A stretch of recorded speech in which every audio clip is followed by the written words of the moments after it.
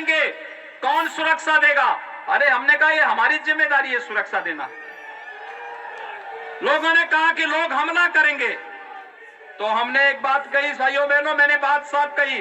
मैंने कहा देखो भाई, भगवान शिव की भक्तों की यात्रा है, कोई व्यवधान डालना चाहता है तो उसको तय करना है। अगर वो व्यवधान डालेगा हम उसको गोली से समझाएंगे, व्यवधान डाल करके दंगा कराएगा तो गोली उसको समझा देगी। और भाइयों बहनों, 4 करोड़ से अधिक श्रद्धालु आते हैं, कहीं भी कोई बाल बांका नहीं होता। बहुत शांतिपूर्ण ढंग से भजन गाते हुए लोग जाते हैं, शिवालयों में जलाभिषेक करते हैं, भारत की आस्था के प्रति अपनी श्रद्धा व्यक्त करते हुए एक भारत श्रेष्ठ भारत के निर्माण के लिए अपने आप को संकल्पित करते हैं। यही तो भारत के अंदर कावड़ यात्रा का महत्व है। देश के अंदर 12 ज्योतिर्लिंगों की स्थापना इसी हेतु तो की गई, और अयोध्या में भगवान राम का भव्य मंदिर के निर्माण का मार्ग प्रशस्त होना भारत की इसी आस्था को प्रखरता के साथ आगे बढ़ाने का अभियान है। और इन लोगों से पूछिए धरना प्रदर्शन किस काम का।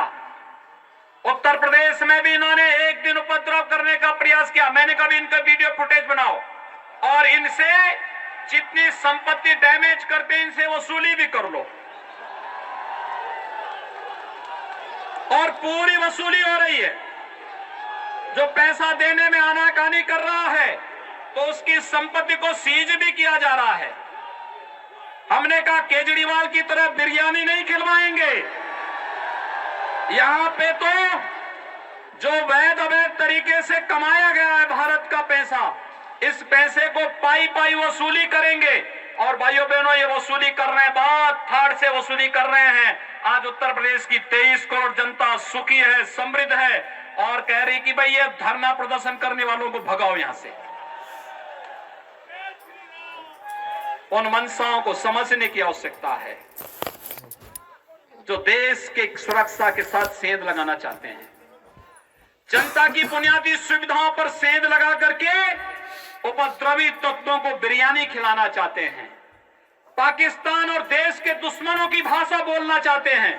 इन लोगों से सावधान होने की आवश्यकता है। और भाइयों बहनों, इसका सबसे अच्छा माध्यम है चुनाव।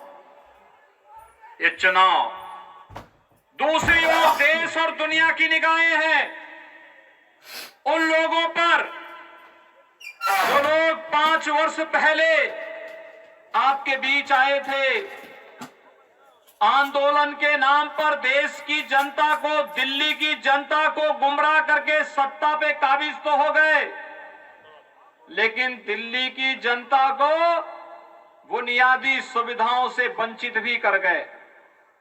आज देखिए, दिल्ली की राज्य सरकार का जो पैसा आता है, ये पैसा दिल्ली के विकास पे खर्च नहीं होता। ये पैसा यहां की जनता को शुद्ध पेयजल उपलब्ध कराने में खर्च नहीं होता। ये पैसा दिल्ली के अंदर जनता की सुविधा को बढ़ाने में खर्च नहीं होता। ये पैसा खर्च होता है दिल्ली के अंदर किसी ऐसे प्रदर्शन में जिस प्रदर्शन में भारत विरोधी नारे लग रहे हों, और जिस प्रदर्शन के माध्यम से इस देश के खिलाफ साजिश रची जा रही हो, सत्ता के गलियारों में बैठे हुए लोगों के द्वारा इस षड्यंत्र का हिस्सा बनना हम सबको चौकन्ना रहने के लिए निरंतर प्रेरित करता है। और भाइयों बहनों, मैं आप सबसे अपील करने के लिए आज आपके बीच आया हूं। याद करिए, मोदी जी के नेतृत्व में पहले 5 वर्ष का कार्यकाल, मोदी जी ने जब मई 2014 में देश की बागडोर अपने हाथों में ली थी, तो मोदी जी ने कुछ बातें कही थी। उन्होंने कहा था देश के अंदर लोक कल्याणकारी और गरीब कल्याणकारी योजनाओं को बिना भेदभाव के लागू करेंगे।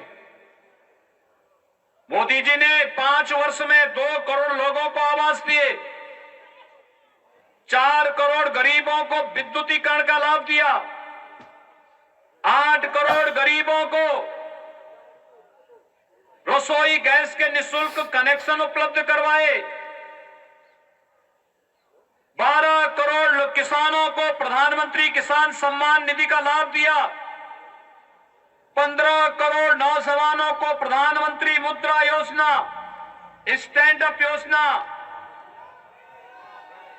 मेक इन इंडिया और स्टार्टअप की योजना का लाभ दिलाया। 35 करोड़ लोगों को प्रधानमंत्री जनधन योजना से जोड़ने का कार्य किया और भाइयों बहनों 50 करोड़ गरीबों को आयुष्मान भारत की सुविधा का लाभ भी दिया। इंफ्रास्ट्रक्चर के लिए कहीं हाईवे, कहीं रेलवे, कहीं मेट्रो, कहीं रैपिड रेल, कहीं पर बड़ी बड़ी ढांचागत विकास की योजनाओं को बना करके कार्यक्रम को द्रुत गति से आगे बढ़ाया। जहां भारतीय जनता पार्टी की सरकारें थी, राज्य ने उसका लाभ लिया, लेकिन जहां भारतीय जनता पार्टी की सरकारें नहीं थी, जहां पर केजरीवाल जैसे कोई नमूने बैठे हुए थे, उन्होंने वहां पर विकास नहीं करने दिया। दिल्ली से मेरठ के लिए रैपिड रेल की व्यवस्था होनी है।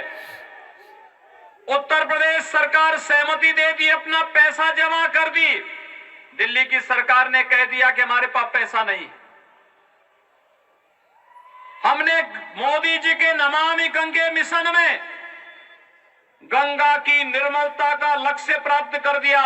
आज आप जाइए यमुना जी में, यमुना जी गंदी की गंदी रह गई।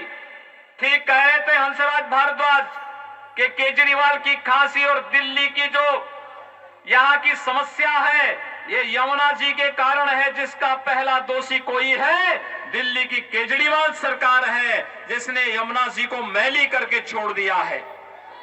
और ये गंदा पानी दिल्ली की जनता को पिलाए जा रहे हैं। लेकिन भाइयों बहनों, उत्तर प्रदेश की सरकार ने गंगा की निर्मलता के लक्ष्य को प्राप्त करके आज आप जाइए गंगा जी में, कहीं भी आप जाकर के गंगा में स्नान भी कर सकते हैं और गंगा जल से आचमन भी कर सकते हैं। ये नमामि गंगे परियोजना का परिणाम है, प्रधानमंत्री मोदी जी की योजनाओं का परिणाम है।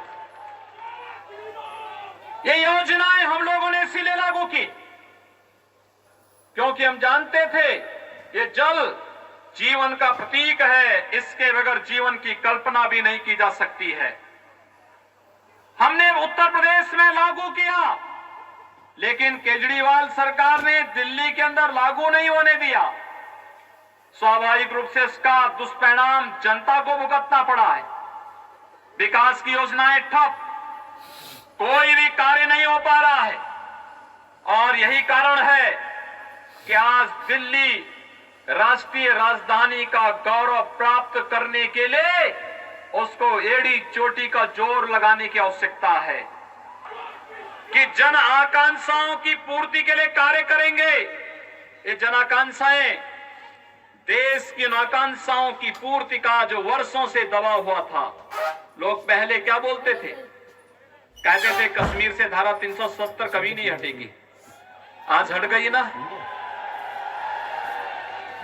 चुनाव के पहले एक नारा लगता था ना कि मोदी है तो, और ये कश्मीर में संभव हो पाया ना। पहले कश्मीर में पत्थरबाज पत्थर फेंक करके पाकिस्तान का पैसा लेकर के भारत की संपत्ति को नुकसान पहुंचा करके उन्हें क्षतिग्रस्त करते थे, और कांग्रेस और केजरीवाल जैसे लोग उन पत्थरबाजों का समर्थन करते थे। लेकिन धारा 370 समाप्त हुई, पत्थरबाज हुए गायब, और पाकिस्तान परस्त आतंकवादी जो पहले भारत के अंदर आकर के जगह जगह विस्फोट करते थे, उन सबको यमलोकपुरी की यात्रा पर भेजना शुरू कर दिया हमारे सुरक्षा बलों के जवानों ने।